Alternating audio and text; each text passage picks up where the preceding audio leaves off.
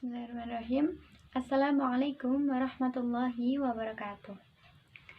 Hai teman-teman semuanya, ketemu lagi sama saya Indah Cindy Nur Aini. Pada kesempatan kali ini aku bakalan ngasih sesuatu yang beda banget dari yang sebelumnya. Kalau sebelumnya aku cuman hafalan teks Arab, baca teks Arab, ya gitu-gitu yang berbau bahasa Arab. Pada kali ini jauh banget dari bahasa Arab. Ya, pada kali ini aku akan nge-review jurnal, yaitu jurnal psikologi dengan judul Perilaku Mencatat dan Kemampuan Memori pada Proses Belajar. Jurnal ini ditulis oleh Ida Ayu Gede Bintang Probodewi dan Komang Rahayu Indrawati. Sebelumnya, buat kalian yang mau tahu jurnalnya, bisa klik link di bawah ini di deskripsi ya. Kalian bisa klik link di situ, nanti bakalan muncul jurnal yang aku review ini. Kalian bisa baca-baca di situ, biar nyambung gitu ya, biar tahu gitu.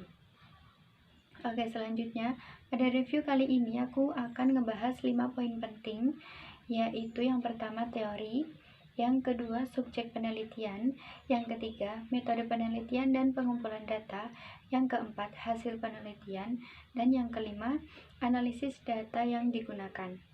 Langsung saja, yang pertama yaitu teori. Di sini aku ngambil 3 teori penting yang bersangkutan dengan judul jurnal yang aku review ini.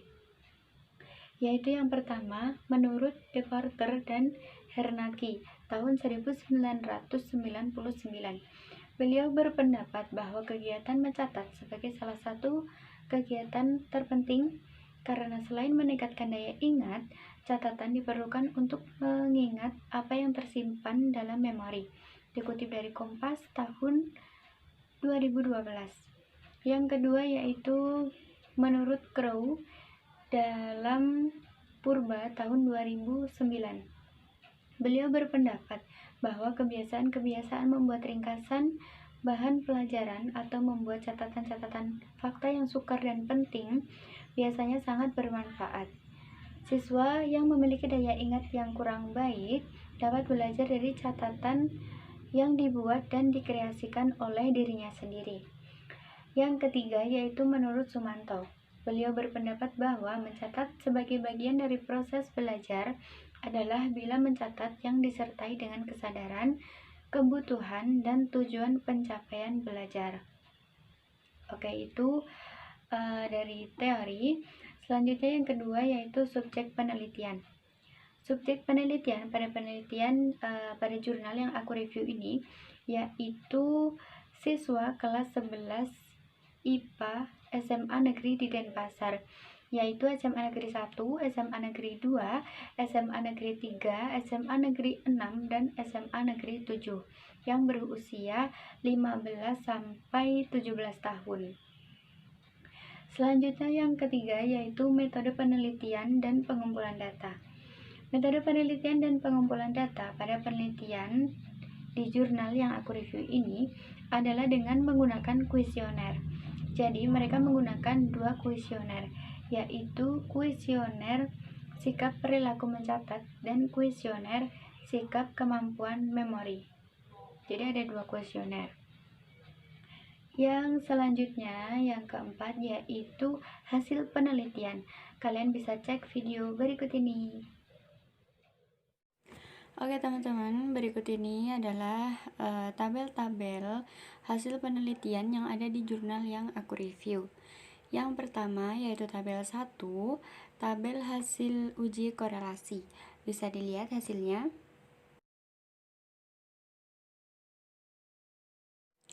Selanjutnya yaitu tabel 2, tabel hasil analisis regresi sederhana variabel.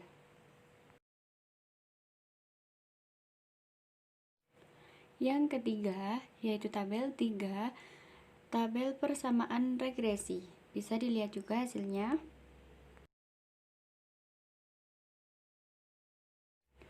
Dan yang terakhir yaitu tabel 4, tabel kategori subjek pada skala sikap perilaku mencatat dan skala sikap kemampuan memori.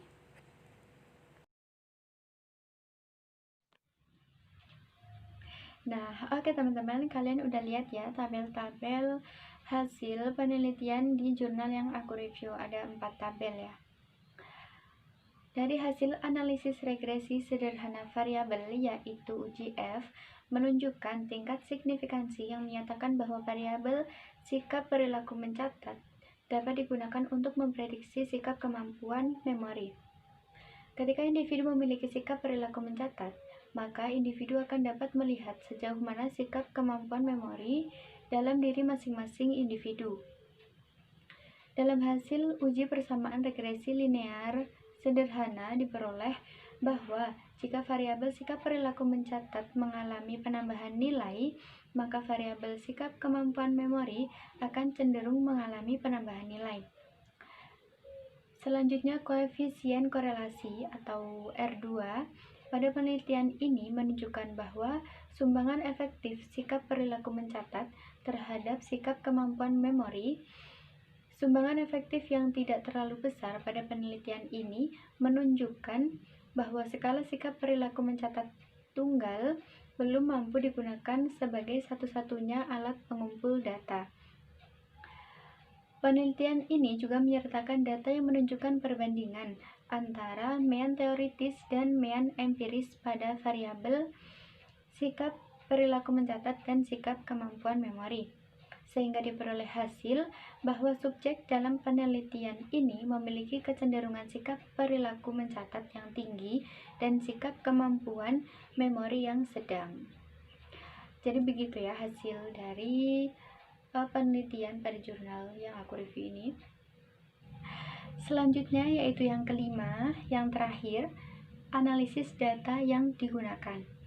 Analisis data yang digunakan pada penelitian ini yaitu dilakukan secara kuantitatif, yaitu menggunakan regresi linear sederhana. Oke teman-teman, sekian review jurnal dari aku. Semoga bermanfaat. Saya mohon maaf yang sebesar-besarnya apabila banyak kekurangan dalam penyampaian review jurnal yang saya lakukan ini. Sekian dari saya. Billahi taufiq wal hidayah. Wassalamualaikum warahmatullahi wabarakatuh.